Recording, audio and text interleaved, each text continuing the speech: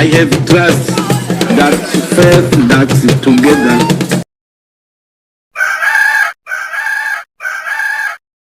Mwagira ubwo hajya ukwezi kwa gatandatu no kwindwi twaragwanye ingwana eka sice nagwanye Imana yaragwanye ingwana abarundi batigeze bamenya kandi ari ingwana ikomeye cyane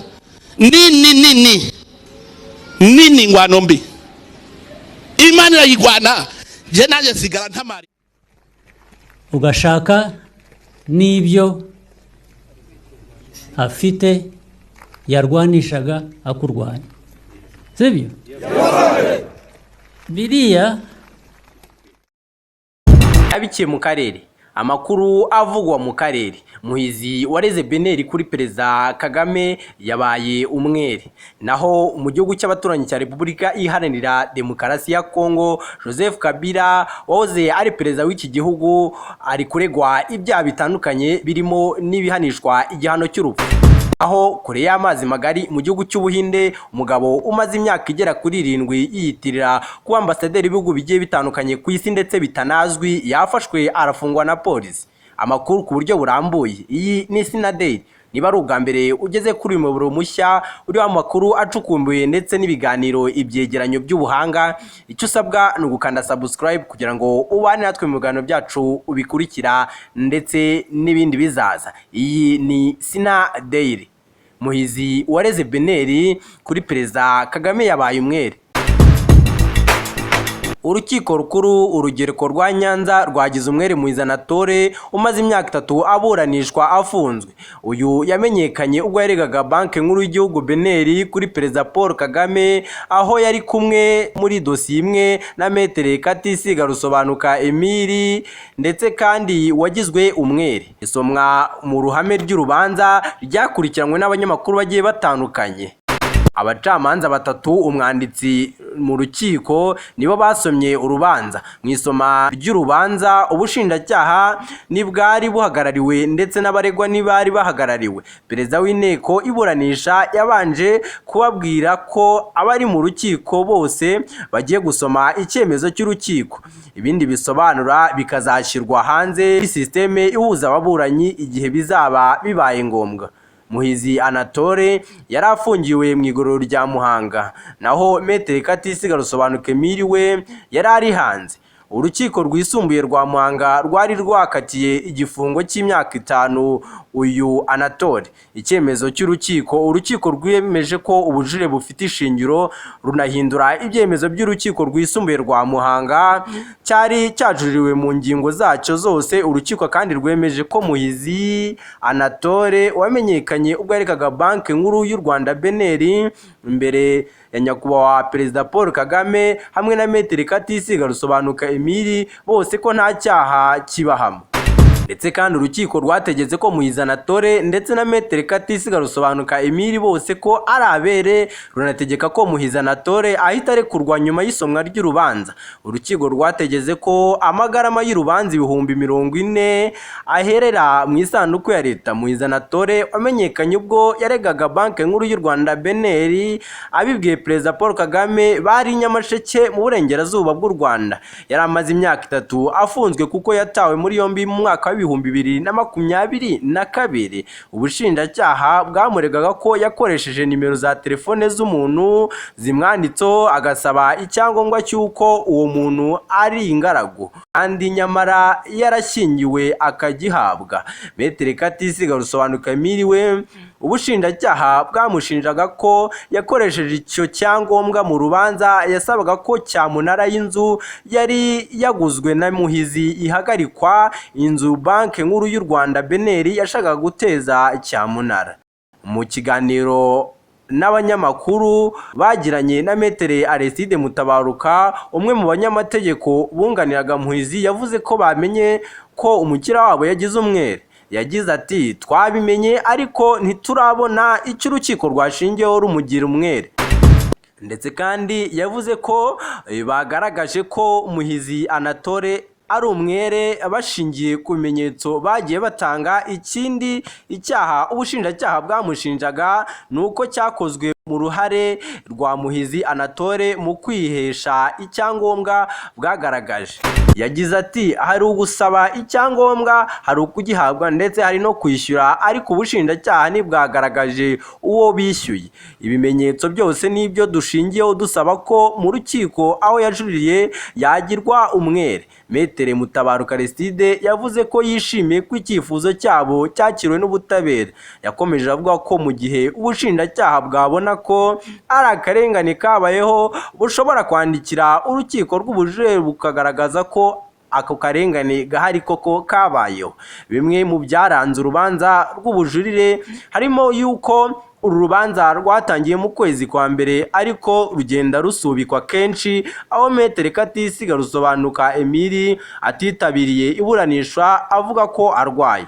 Metere Katisiga Rusobanuka Emile kandi yihannye umucamanza wari ugiye kumuburanisha, yavugaga ko yakoraga n'ubundi mu iburanishwa aho ryabereye mu rukiko rw'Imuhanga, urukiko rwisumbuye rwa Muhanga rwari rwamukatiye, bityo nta butabera yari kumuha. Icyo gihe yavugaga ko uwamukatiye igihano yari perezida w'urukiko rwisumbuye rwa Muhanga, ko uyu mucamanza atavuguruza icyemezo cya shebuja. Urukiko rwaherereye ko rwakanzura ko kwihana ubucamanza kwe nta shingiro bifite. Amakuru yizewe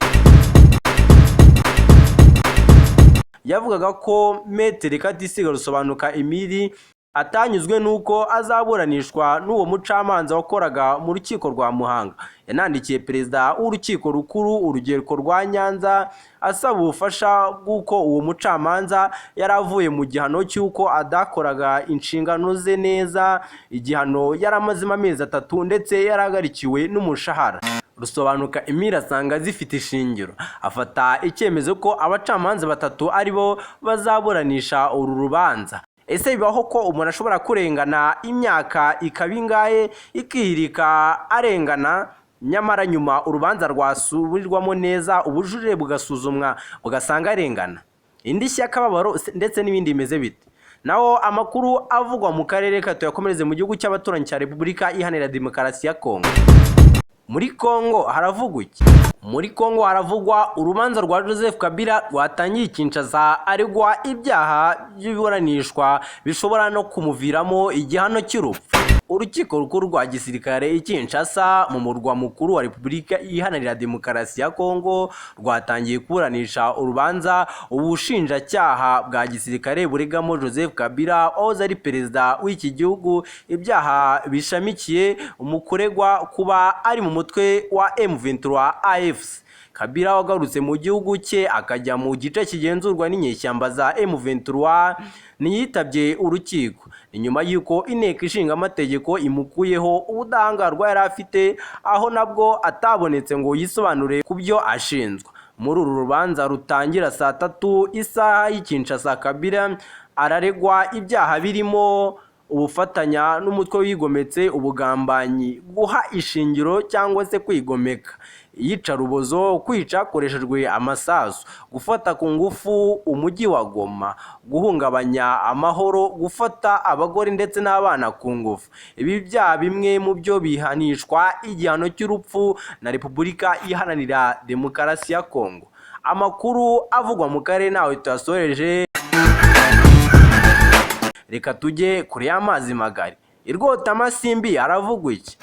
Amakuru avugwa hanze imipaka y'u Rwanda, Irwotamasimbi ni mu gihugu cy'Ubuhinde. Aravugwayo umugabo wo mu Buhinde yafashwe nyuma y'imyaka akora nka ambasaderi w'ibihugu bitabaho ku isi. Ese byagenze bite? Nakandare. Polisi ya leta ya Uttar Pradesh mu Buhinde yerekanye inzu y'umugabo yakoreragamo n'imodoka yakoreshaga. Inzu nziza ishinzeho ibendera ry'ibihugu, imodoka z'agaciro zifite plaque z'abadiplomate, amafoto macurano manini ari kumwe na Minisitiri w'Intebe w'Ubuhinde. Ngo byari bimeze ute?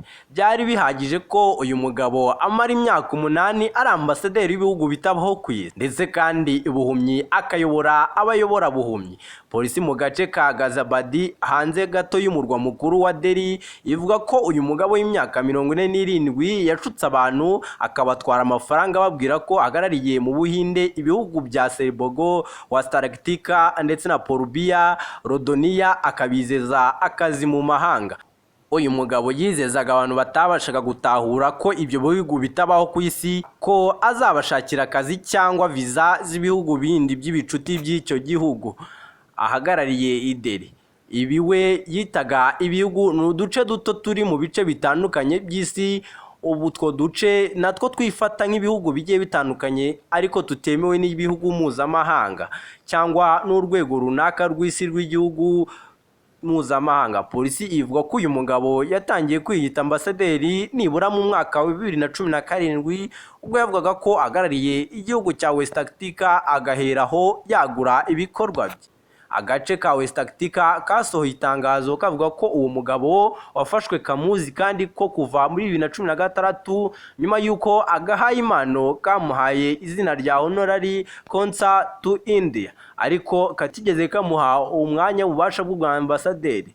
Uwo mugabo wafashwe yakoreraga mu nzu yo guturamo yakodeshaga afite imodoka z'agaciro zifite plaque z'abadiplomate namba mpimbano zihabwa imodoka z'abagari ibihugu byabo mu Buhinde. Mu nzu ye polisi ivuga ko yafatiye miliyoni 4.5 z'amarupi akoreshwa mu Buhinde agera ku bihumbi 52 by'idolari n'andi mafaranga yo mu mahanga. Imbere muri iyo nyubako polisi yasanze amafoto amacurano y'uko asa naho uyu mugabo yigeze kuba ari kumwe n'abategetsi b'ibihugu bizwi ku isi, pasiporo mpimbano na za kashe ncurano, minisiteri y'ububanyi n'amahanga y'Ubuhinde n'ibiro by'abinjira n'abasohoka mu Buhinde. Uyu mugabo akekwaho kandi gukora iyezandonke y'amafaranga yabonetse mu nzira mbi, agakoresha kompanyi ziri mu bindi bihugu muri icyo cyaha. Ubwe ntacyo aratangaza ku bimugaragaraho ku byaha areba. Ikinyamakuru India Today kivuga ko uyu mugabo yavukiye mu muryango ukize kandi ko yize ubucuruzi mu Buhinde n'i Londres mu Bwongereza. Nanga ntoreje amakuru avugwa mu gihugu cy'u Rwanda ndetse no hanze yacyo. Iyi ni Sinadeli yabikiye mu karere. Nawe utaha niba ari ubwa mbere ugeze kuri uyu muyoboro mushya usangwaho amakuru ndetse n'ibyegeranyo by'ubuhanga, icyo usabwa ni ugukanda ku nzogera, fungura ahanditse all ubundi ubane natwe mu biganiro byacu by'ubutaha. Ndetse kandi niba washimishijwe n'amakuru tukugezaho kanda ku gatoki ka like, ubundi ukande no kuri comment wohereze ubutumwa bwawe, inyunganizi cyangwa se igitekerezo naho ngaho nawe ubutaha.